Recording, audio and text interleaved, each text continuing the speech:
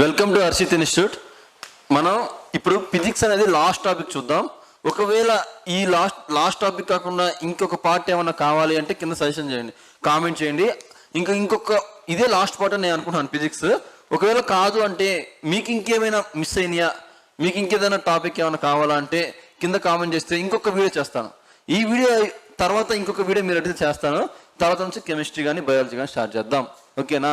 So biology start చేయాలా, chemistry start చేయాలని చెప్పండి ఒకసారి.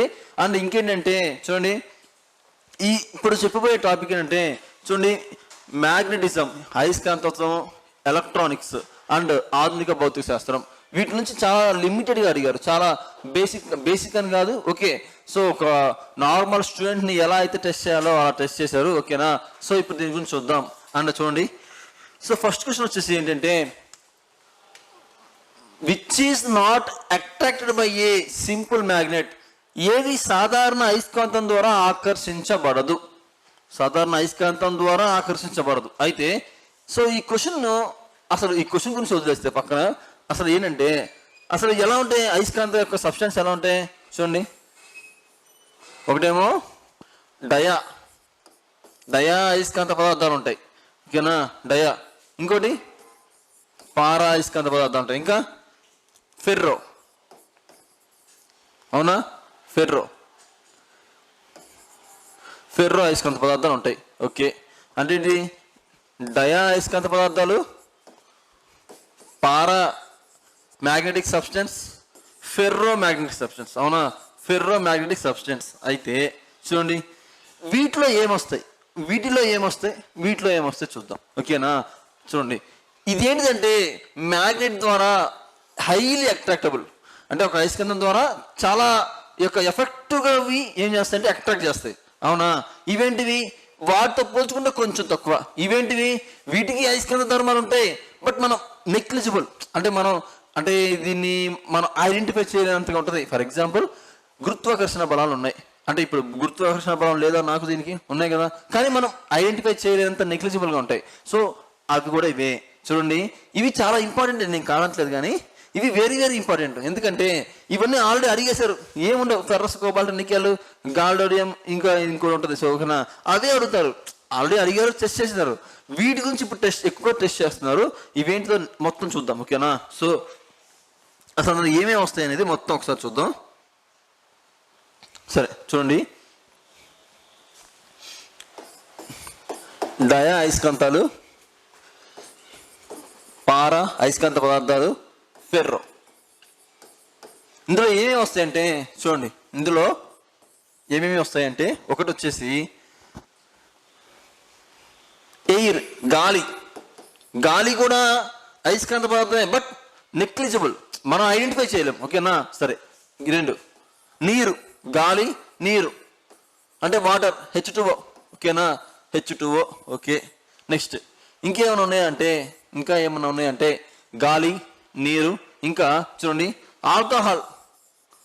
ఆల్కహాల్ కూడా ఒక డయా అయస్కాంత పదార్థం, ఓకేనా? ఆల్కహాల్. ఇంకా ఏమున్నాయంటే చూద్దాం. ఇంకా ఏమైనా ఉన్నాయంటే గోల్డ్, బంగారాన్ని ఏమంటాం? ఏయు అంటే ఆరం అనేది లాటిన్ వర్డ్. అది నేను కెమిస్ట్రీ వచ్చినప్పుడు చెప్తాను, మొత్తం లాటిన్ వర్డ్స్. నెక్స్ట్ ఇంకేమైనా ఉన్నాయా సార్ అంటే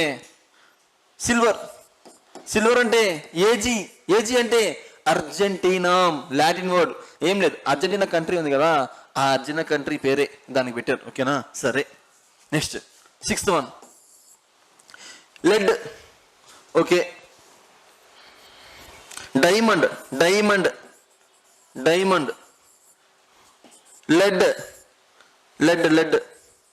డైమండ్, లెడ్. ఇంకేమైనా ఉన్నాయా సార్ అంటే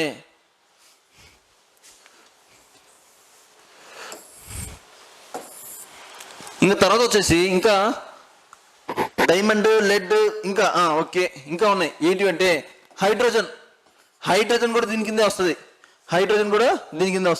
ఇంకేమైనా ఉన్నాయా సార్ అంటే హెచ్జి అంటే ఏంటిది? మెర్క్యూరీ, పాదరసం. హెచ్జి అంటే హైడ్రోజీనియం, ఓకేనా? నెక్స్ట్ ఇంకేమైనా ఉన్నాయా సార్ అంటే ఓజోన్, వెరీ వెరీ ఇంపార్టెంట్.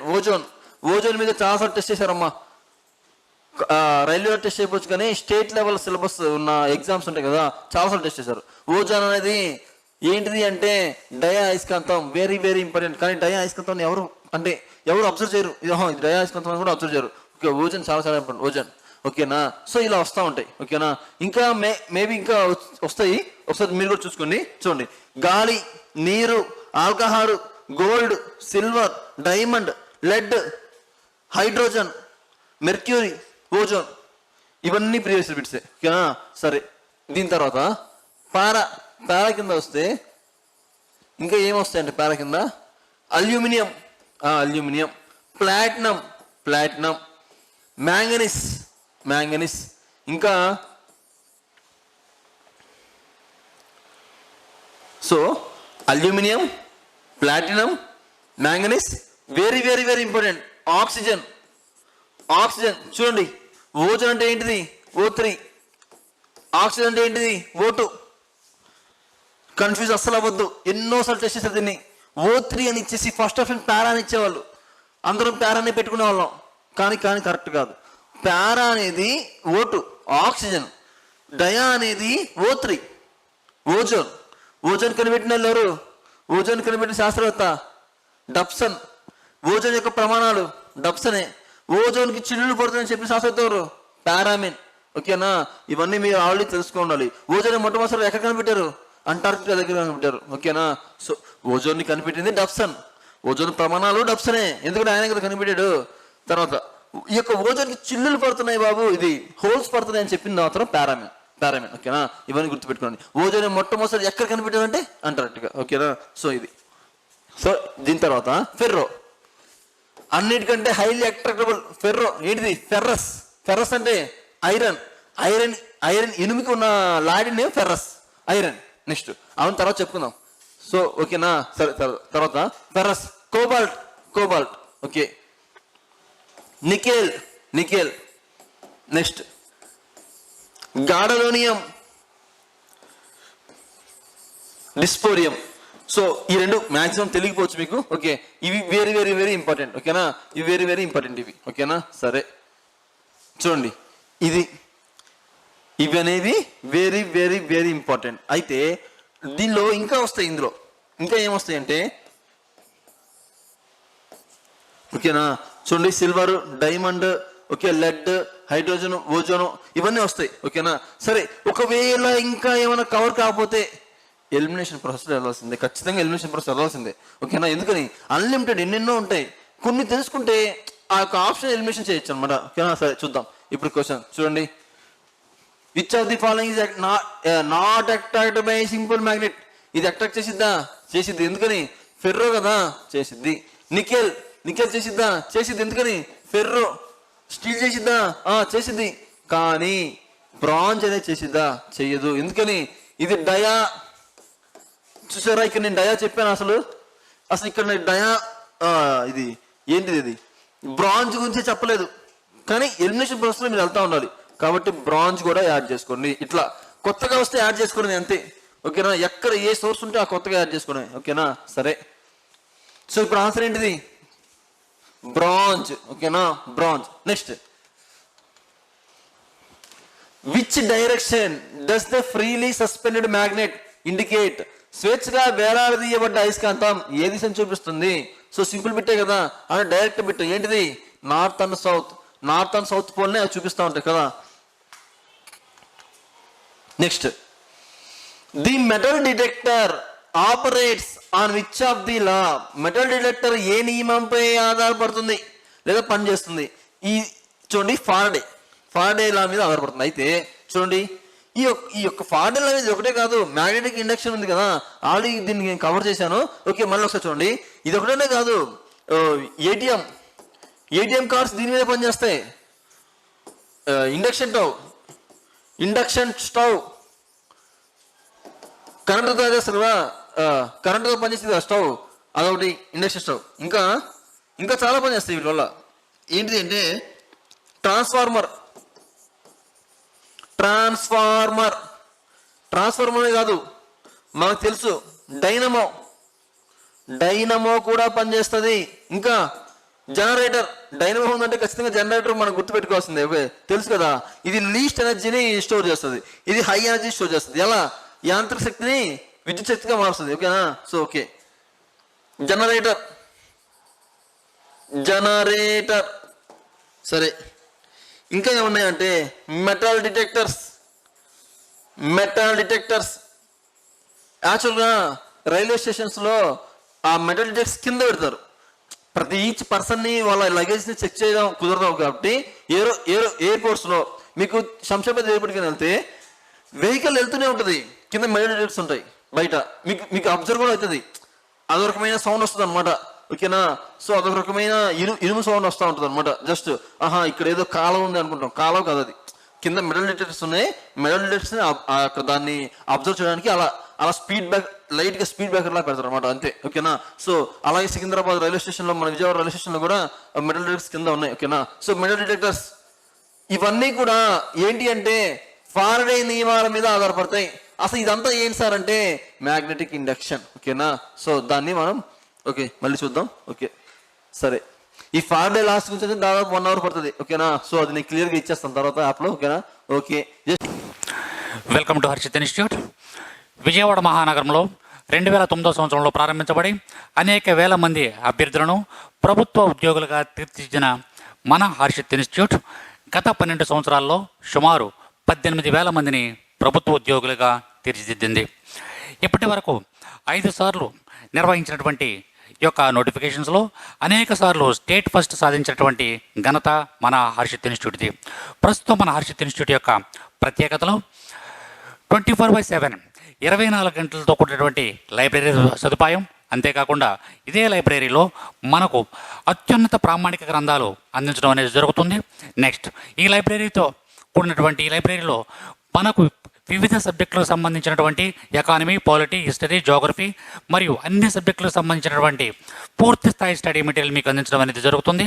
అంతేకాకుండా జాయిన్ అయిన ప్రతి అభ్యర్థికి పూర్తి స్టడీ మెటీరియల్ మరియు అభ్యర్థి ఏ ఎగ్జామ్ అయితే రాయకపోతున్నాడో ఆ ఎగ్జామ్కు సంబంధించినటువంటి సిలబస్ ప్రతి ఒక్కరికి అందించడం అనేది జరుగుతుంది. అంతేకాకుండా స్టేట్ ఫ్యాకల్టీ మన ఇన్స్టిట్యూట్లో బోధించేటటువంటి ప్రతి ఫ్యాకల్టీ కూడా economy, polity, arithmetic and reasoning తదితర సబ్జెక్టులకు సంబంధించినటువంటి ప్రతి ఫ్యాకల్టీ కూడా ఎంతో అనుభవము, అంకితభావము కలిగినటువంటి ఫ్యాకల్టీ మన యొక్క ఇన్స్టిట్యూట్లో ఉండడం అనేది జరుగుతుంది. అంతేకాకుండా మన ఇన్స్టిట్యూట్ యొక్క మరొక ప్రత్యేకత డైలీ టెస్టులు నిర్వహించడం మరియు వీక్లీ, మంత్లీ ఎగ్జామ్స్ నిర్వహించి ఆయా ఎగ్జామ్స్ నందు బహుమతి ప్రదానం చేయడం అనేది మన ఇన్స్టిట్యూట్ యొక్క ప్రత్యేకత. అంతేకాకుండా నాన్ మ్యాథ్స్ స్టూడెంట్స్ ఎవరైతే ఉన్నారో వాళ్ళపై ప్రత్యేక శ్రద్ధ చూపించడం, నెక్స్ట్ వాళ్ళకి ప్రత్యేక తరగతులు నిర్వహించడం అనేది జరుగుతుంది. తప్పనిసరిగా మీరు ఒక్కసారి మన హర్షిత్ ఇన్స్టిట్యూట్ని ఒకసారి సందర్శించండి. హర్షిత్ ఇన్స్టిట్యూట్లో ఉన్నటువంటి ప్రతి అంశాన్ని క్షుణ్ణంగా అవగాహన చేసుకోండి. మరియు ప్రస్తుతం ఎవరైతే హర్షిత్ ఇన్స్టిట్యూట్లో ఉన్నారో ఆ యొక్క విద్యార్థుల్ని వాకప్ చేయండి. మన యొక్క పరిస్థితుల గురించి అవగాహన చేసుకున్న తర్వాతే మన యొక్క హర్షిత్ ఇన్స్టిట్యూట్లో జాయిన్ అవ్వమని కోరడం జరుగుతుంది.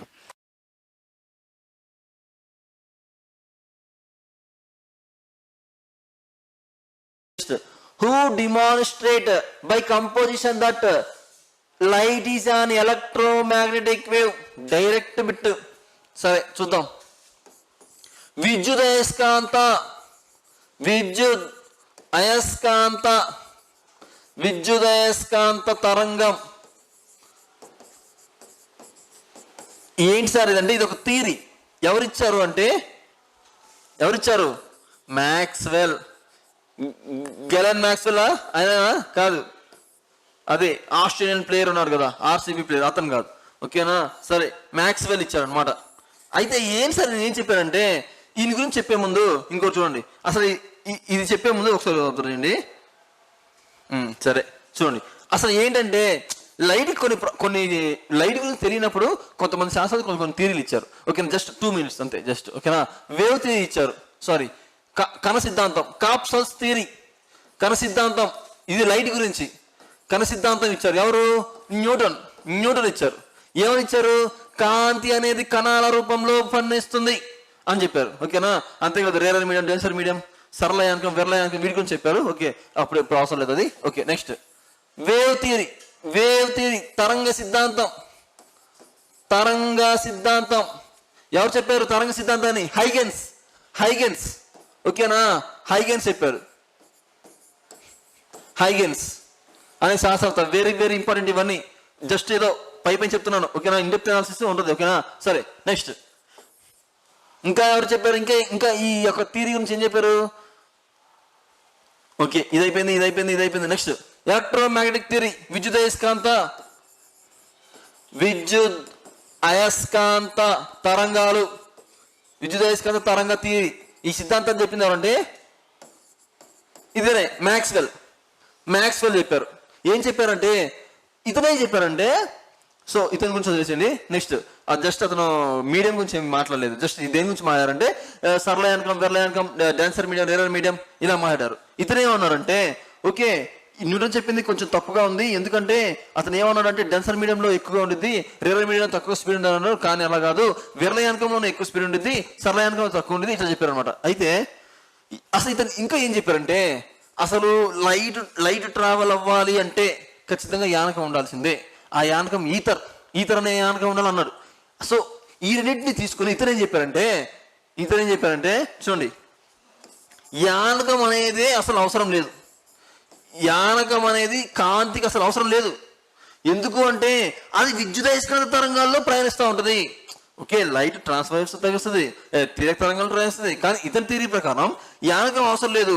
ఎందుకు అవసరం లేదంటే విద్యుదయస్కాంత తరంగ రూపంలో ప్రయాణిస్తుంది. ఆ తర్వాత వీటన్నిటిని కలిపి ఏం చేశారు, మోడర్న్ థియరీగా మనం మార్చుకున్నాం. ఇంకొకరు వచ్చారు ఎవరు, సో మ్యాక్స్వెల్ అయిన తర్వాత ఇంకా వచ్చారు కదా. సో అది ఇలా చాలా మంది చాలా థియరీస్ ఇచ్చారనమాట. సో ఇక్కడ వాళ్ళు ఏం టెస్ట్ చేశారంటే చూడండి, విద్యుదయస్కాంత తరంగం గురించి టెస్ట్ చేశారు. కాబట్టి ఆన్సర్ ఏంటిది మ్యాక్స్వెల్. న్యూటన్ అయితే కణ సిద్ధాంతం. ఓకేనా, కణ సిద్ధాంతం. ఓకే, సరే. Next what is the term for the area around a magnet where its effects can be detected? అయస్కాంతం చుట్టూ ఉన్న ప్రభావం అంటే అయస్కాంత క్షేత్రం గుర్తించే పదం ఏది? అయస్కాంత క్షేత్రాన్ని గుర్తించే పదం ఏంటిది? సో ఇదే కదా మ్యాగ్నెటిక్ ఫీల్డ్, అయస్కాంత క్షేత్రం. ఏంటి సార్ ఇది అంటే దీని గురించి 10th క్లాస్ ఎన్సీఆర్టీలో చిన్న ఎగ్జాంపుల్ ఉంది. లేమ్యాన్ ఎగ్జామ్స్ ఒక చిన్న పిల్లడికి తెలియనట్టుగా చెప్పారు అనమాట. ఏం లేదు, ఓకే కరెక్ట్ ఎక్స్ప్లెనేషన్ ఉంది. ఏంటంటే చూడండి, ఒక పేపర్, ఇది ఒక A4 షీట్ అనుకుంటే దీని మొత్తంలో ఐరన్ ఫిల్లింగ్స్ చేశారు. ఐరన్ ఫిల్లింగ్స్ అంటే ఏంటంటే ఫర్ ఎగ్జాంపుల్ మనం ఇసుకలో అయస్కాంతం తిట్టేటట్లు అన్నాం, బ్లాక్ కలర్ వస్తుందా, చిన్న చిన్న పొడి వస్తుంది కదా. సో అట్లాంటివి అనమాట ఐరన్ ఫిల్లింగ్స్ అంటారు వీటిని, అవునా. సరే, అంటే అయస్కాంతం చే అట్రాక్ట్ చేయబడిన పదార్థాలు లాంటివి ఐరన్ ఫిల్లింగ్స్ ఇలా వేస్తారు. వేసిన తర్వాత ఏం చేశారంటే ఇప్పుడు దీని మధ్యలో ఒక అయస్కాంతం పెట్టారు. ఇలా అయస్కాంతం పెడితే ఈ ఐరన్ ఫిల్లింగ్స్ అన్ని ఏం చేస్తాయి, అట్రాక్ట్ చేస్తాయి దీనికి, అవునా. సో ఎంతవరకు అయితే అట్రాక్ట్ చేసాయో ఆ మొత్తం క్షేత్రాన్ని అయస్కాంత క్షేత్రం అంటారు అని ఎన్సీఆర్టీలో సింపుల్ గా చాలా క్లియర్ గా ఉందన్నమాట. ఓకేనా. సో ఈ మొత్తాన్ని ఫర్ ఎగ్జాంపుల్ ఇవన్నీ వచ్చి ఇక్కడ అతుక్కున్నాయి అనుకోండి, దీనికి ఇలా అతుక్కున్నాయి అనుకోండి. సో ఎంతవరకు అయితే ఉందో ఆ ఫీల్డే మ్యాగ్నెటిక్ ఫీల్డ్, అయస్కాంత క్షేత్రం అనమాట. ఓకేనా. సో అయస్కాంత క్షేత్రం. ఓకే, నెక్స్ట్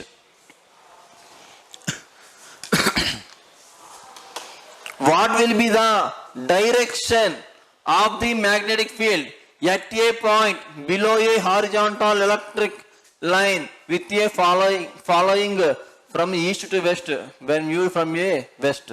ఏదేదో ఇచ్చారు కదా. సరే, పడమటి నుంచి చూసినప్పుడు తూర్పు నుంచి పడమరకు ప్రయాణించే ఒక క్షితిజ సమాంతర విద్యుత్ లైన్ కి కింద ఉన్న పాయింట్ వద్ద అయస్కాంత క్షేత్రం యొక్క దిశ ఎలా ఉంటుంది? ఎన్సీఆర్టీ 10th క్లాస్ బుక్ లో ఉన్న బిట్ ఎక్కడ ఇచ్చారు? ఆర్ఆర్బి గ్రూప్ డిలో ఇచ్చారు. ఎన్సీఆర్టీ 10th క్లాస్లో ఉంది. యాజిటీస్గా ఏం లేదు, 90% ఇలాగే ఉంది. ఓకేనా. సో ఎన్సీఆర్టీలో ఉన్న బుక్ ఇది. సో ఓకేనా, మరి వింటారా? సరే, ఓపుకుంటేనే ఉండండి, కొంచెం ఒక 2 minutes చెప్తాను. అంటే ఈ బిట్ వదిలేండి, ఇంకా ఇట్లాంటి ఇది ఇట్లా నార్త్ నుంచి సౌత్కి వెళ్ళింది, సౌత్ నుంచి నార్త్కి వచ్చిందని ఇస్తే ఇంకెప్పటికీ మీరు ఇంకా మర్చిపోరు అనమాట. సరే వినండి, సరే చూడండి, నేను ఏం చెప్తానో అది వినండి. నేను ఏం చెప్తానో అది వినండి. యాక్చువల్గా దీని వెనక చాలా కాన్సెప్ట్ ఉంది. ఇప్పుడు నేను చెప్పేదాని వెనకాల చాలా కాన్సెప్ట్ ఉంది. అది చెప్పాలంటే కనీసం 1 అవర్ పడుతుంది. ఓకేనా? అవన్నీ యాప్లో ఆల్రెడీ నేను చెప్తున్నా. ఓకేనా? ఇండియన్ ఎక్స్ప్లెనేషన్ మొత్తం ఆటోమేటిక్గా మొత్తం ఇస్తున్నా. ప్రస్తుతానికి 22 అవర్స్ అయింది. ఇంకా మ్యాక్సిమం ఇంకో 40 అవర్స్ కూడా పడుతుంది. అది అయిపోయినాక ఒక చూద్దాం ఫిజిక్స్ మొత్తం. ఓకేనా? అయితే చూడండి, జస్ట్ బేసిక్స్ చెప్పడానికి units and measurements, our universe, mechanics and with notes. Telugu medium వాళ్ళకి ప్రతిపదము నోట్స్ రాపిస్తున్నా. ఇంగ్లీష్ మీడియం వాళ్ళకి ప్రతిపదము నోట్స్ రాపిస్తున్నా. నేను ఇక్కడ నోట్స్ రాపిస్తున్నా యాప్లో. అర్థమవుతుందా? అవన్నీ మీకు ఖచ్చితంగా వస్తాయి. ఒక 10 to 15 డేస్లో వచ్చేస్తాయి మొత్తం. ఓకేనా? సరే, సో చూడండి, అక్కడ ఇంకా దీని గురించి ఇంకా ఇన్ డెప్త్ ఆలోచిస్తా. అయితే ఇక్కడ ఈ క్వశ్చన్ సంబంధించి ఏంటో చూద్దాం ఇక్కడ. ఓకేనా? సరే చూడండి, సరే ఇది చూడండి ఒకసారి. ఇదేంటిది? నార్త్. ఇది సౌత్. ఇదేంటిది? ఈస్ట్. ఇదేంటిది? వెస్ట్. అవునా? సరే, north, south, east, west. Okay, ఇప్పుడు చూడండి, కేస్ నెంబర్ 1 చెప్పే కదా, నేను ఏం చెప్తానో అది ఫాలో అవ్వండి. ఎందుకు, ఏమిటి, ఎలా అనేది ఇప్పుడు వద్దు ఇక్కడ. ఓకేనా? కేస్ నెంబర్ 1, ఒకవేళ కరెంట్ అనేది సౌత్ నుండి నార్త్కి వెళ్తుంటే, అంటే సౌత్ నుంచి నార్త్కి వెళ్తుంది కరెంట్. ఇది నార్త్, ఇది సౌత్, ఇది ఈస్ట్, ఇది వెస్ట్. ఒకవేళ కరెంట్ అనేది సౌత్ నుంచి నార్త్కి వెళ్తుంటే, ఈ కేసులో మ్యాగ్నెటిక్ ఫీల్డ్ ఎలా ఉండిద్ది అంటే అయస్కాంత క్షేత్రాలు ఎలా అమరబడి ఉంటాయి అంటే, చూడండి ఎలా. సో దీనికి రైట్ హ్యాండ్ రూల్ కూడా ఉంది. అది చెప్పే కదా, ఇక్కడ జస్ట్ వాట్ ఈస్ వాట్ అని చెప్పేస్తున్నాను అంతే. ఎలా ఉండిద్ది అంటే చూడండి, ఈస్ట్ టు వెస్ట్ డైరెక్షన్ లో ఉండిద్ది. ఈస్ట్ టు వెస్ట్ డైరెక్షన్ లో ఉండిద్ది అంటే ఇక్కడ నుంచి ఇట్లా వెళ్తుంది అనమాట. ఈస్ట్ టు వెస్ట్ డైరెక్షన్ లో ఉంటుంది. అంటే ఏంటిది? ఇదొక క్లాక్ అనుకుంటే, ఇదొక గడియారం అనుకుంటే, గడియారం ఇలా తిరుగుతుంటే ఏంటిది? Clock wise. అలా కాకుండా ఇలా తిరుగుతుంటే యాంటీ క్లాక్ వైజ్. ఇప్పుడు ఇది ఎటు తిరుగుతుంది? ఇటు నుంచి ఇలా తిరుగుతుంది. అంటే ఏంటిది? ఇటు నుంచి ఇలా తిరుగుతుంది. అంటే ఏంటిది? Anti clock wise. సో ఈ 2 కేసులు ఉంటే దాన్ని ఏమంటారంటే యాంటీ క్లాక్ వైజ్ లో తిరుగుతుంది. ఏంటిది? అయస్కాంత క్షేత్రాలు యాంటీ క్లాక్ వైజ్ లో తిరుగుతున్నాయి అంటారు. ఏది? Case number 1. కేసు నెంబర్ 1 ఏంటిది? సౌత్ నుంచి నార్త్ కి కనుక కరెంట్ పాస్ అవుతుంది అని మనం అనుకుంటే అయస్కాంత క్షేత్రాలు ఈస్ట్ నుంచి వెస్ట్ వైపుకి వెళ్తా ఉంటాయి. First case. ఇలా ఉన్నప్పుడు దాన్ని యాంటీ క్లాక్ వైజ్ లో తిరుగుతుంది అని మనం అంటాం. సరే, ఫస్ట్ కేసు అయిపోయింది. సెకండ్ కేసు చూడండి, కేస్ నెంబర్ 2. ఇదేంటిది? నార్త్. ఇదేంటిది? సౌత్. ఈసారి ఎలాగా అంటే నార్త్ నుంచి సౌత్ వైపుకి వెళ్తుంది. ఏంటిది? కరెంట్. నార్త్ నుంచి సౌత్కి. ఇదేంటిది? సౌత్ నుంచి నార్త్కి. అదేంటిది? నార్త్ నుంచి అంటే రివర్సేగా. అంటే రివర్స్ లో ప్రయాణిస్తుందనే కదా. ఇదేమో ఇటు, అదేమో అటు, రివర్సే కదా. ఇక్కడ ఉన్నాయన్నీ రివర్స్ చేసేయండి. ఇక్కడ ఏముంటాయి రివర్స్ చేయండి. చూడండి, ఫస్ట్ కేస్. సరే, ఫస్ట్ పాయింట్, కరెంట్ డైరెక్షన్ అనేది ఎలా ఉంది? నార్త్ నుండి సౌత్కు ఉంది. ఇక్కడే ఉంది. సౌత్ టు నార్త్ అంటే రివర్స్ లో తీసుకున్నాం అని రివర్స్ చేసేయండి. ఏంటివి? ఇప్పుడు మ్యాగ్నెటిక్ ఫీల్డ్ ఏమైంది? అయస్కాంత క్షేత్రాలు ఏమవుతాయి? ఒక డైరెక్షన్ ఏమైంది? రివర్స్. ఇది రివర్స్ లో తీసుకున్నప్పుడు ఇది రివర్సే కదా. అప్పుడు ఏమైంది? ఇట్లా వెళ్తాయి. అంటే ఏంటిది? వెస్ట్ టు ఈస్ట్ వెళ్తాయి. కాబట్టి వెస్ట్ టు ఈస్ట్ వెళ్తాయి. మరి ఇది వెస్ట్ టు ఈస్ట్ వెళ్తుందంటే ఏంటిది? క్లాక్ వైజే కదా. ఒక గడియారం ముందు ఎలా చెబుతుంది అలా కదా. కాబట్టి క్లాక్ వైజ్. మీకు అర్థమవుతుందని అనుకుంటున్నా. Clock wise direction. ఓకేనా? చూడండి, దీనికి రివర్స్ తీసుకున్నాం. అందుకే ఆన్సర్లు అన్ని రివర్స్ లో రాస్తాం. ఓకేనా? సరే, నెక్స్ట్ కేస్ నెంబర్ 3.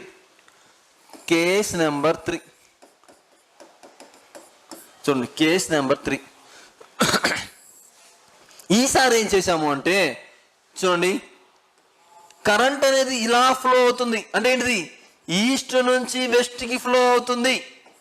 ఈస్ట్ నుంచి వెస్ట్కి ఫ్లో అవుతుంది. అంటే ఫస్ట్ పాయింట్, కరెంట్ అనేది ఈస్ట్ నుంచి వెస్ట్కి వెళ్తుంది. కరెంట్ అనేది ఈస్ట్ నుంచి వెస్ట్కి వెళ్తుంది. అప్పుడు ఎలా ఉండిద్ది? మ్యాగ్నెటిక్ ఫీల్డ్ అంటే అయస్కాంత క్షేత్ర దిశ ఎలా ఉండిద్ది అంటే చూడండి ఎలా ఉంటుంది. ఇంకో చూడండి, ఇది సౌత్, ఇది సౌత్, ఇది నార్త్. అంటే సౌత్ నుంచి నార్త్కి వెళ్తుంది. సౌత్ నుంచి నార్త్కి వెళ్తుంది అంటే ఏంటిది? సౌత్ టు నార్త్కి వెళ్తుంది. ఇప్పుడు ఇటు నుంచి ఇలా వెళ్తుంది అంటే ఏ డైరెక్షన్ అబ్బా? ఏంటిది? Anti clock wise direction. Anti clock wise direction, అవునా? అవును. సరే, సో కేస్ నెంబర్ 4. ఈసారి కరెంటు వెస్ట్ నుంచి ఈస్ట్కు వెళ్తుంది. వెస్ట్ నుంచి ఈస్ట్కి వెళ్తుంది అంటే ఏంటిది? దీనికి రివర్స్ తీసుకున్నాం. ఈస్ట్ నుంచి వెస్ట్కి వెళ్తుంటే దీన్ని రివర్స్ చేసుకున్నాం. వెస్ట్ నుంచి డైరెక్షన్, మరి ఇవన్నీ రివర్స్ చేయాలి కదా. సరే, first point west to east ఏంటిది? Current direction. రెండోది మ్యాగ్నెటిక్ డైరెక్షన్ ఏంటిది? అయస్కాంత క్షేత్ర దిశ ఏంటిది? South to west. మరి ఇక్కడ ఏమైంది? సో ఏం రాశాను? ఓకే, సౌత్ టు నార్త్ కదా. సో సౌత్ టు నార్త్ ఇలా రాశా కదా. ఇప్పుడు ఏమైంది? Reverse, north to south, north to south. అప్పుడు ఏమైంది అంటే ఇది నార్త్ కదా, ఇది సౌత్ కదా. అంటే నార్త్ టు సౌత్ అంటే ఏంటిది? Clock wise direction. Clock wise direction. ఇంతవరకు గుర్తుపెట్టుకుని ప్రస్తుతానికి, ఓకేనా? సరే చూడండి, వెళ్ళిపోయింది. Case number 1. Case number 1, south నుంచి నార్త్ గనక కరెంట్ వెళ్తుంటే దిశ అయస్కాంత క్షేత్ర దిశ యాంటీ క్లాక్ వైజ్ లో ఉండిద్ది. అంటే ఈస్ట్ నుంచి వెస్ట్ ఉండిద్ది. ఇది రివర్స్ తీసుకుంటే అన్ని రివర్సే. నెక్స్ట్, ఈసారి కరెంట్ అనేది ఈస్ట్ నుంచి వెస్ట్ కి వెళ్తూ ఉంది. కరెంట్ డైరెక్షన్ ఈసారి అప్పుడు ఏమిటంటే అయస్కాంత క్షేత్ర దిశ సౌత్ నుంచి నార్త్ వైపుకి వెళ్తూ ఉండిద్ది. దాన్ని యాంటీ క్లాక్ వైజ్ డైరెక్షన్ అంటారు. ఓకే, రివర్స్ తీసుకున్నాం, అన్ని రివర్స్. ఇప్పుడు ఆ క్వశ్చన్ చూద్దామా?